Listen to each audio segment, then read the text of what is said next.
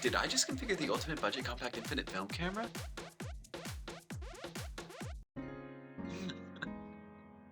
Okay, it's not gonna be one of those videos, but for real, this camera and this lens, super simple, super cheap, super compact, infinite films setup. I don't know, something like that. Recently, a company called Pocket Dispo sent me this lens, and I'm not going to go into full detail about it today, but I already have made a video about it, and I'll try to timestamp it here.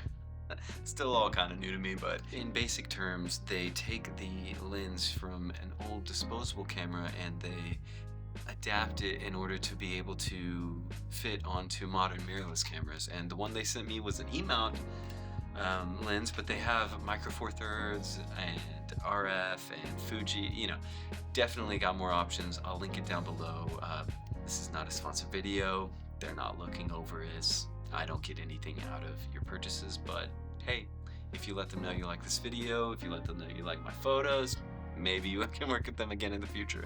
Recently, a local Oklahoma band called Sunfo, they were going on tour and they asked me to come on tour with them as their videographer, media guy. And in prepping for that tour, I realized that I didn't want to have my larger Blackmagic and Lumix cameras with me at all times. So conveniently, my friend Rodrigo of Jesus Brigade, he had sent me some lenses that I can't wait to showcase. In the first package, he included the Sony NEX5N, which he knew I'd been eyeballing. This one is region locked to Japan, but thankfully via Google Translate, I was able to get through the menu systems and set it up the way that I'd like to, and for the most part, even though it's in Japanese, a lot of the important stuff is in English. And to me, these two made for the perfect combination, but honestly, any number of a pocket lens like this or pancake lenses, but I really love the softness of these old disposable lenses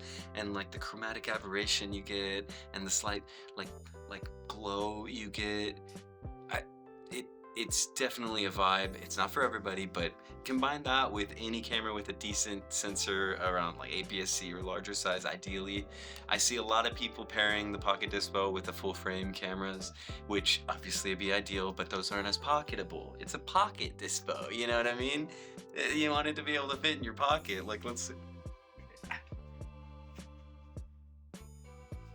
That's pretty pocketable if you ask me.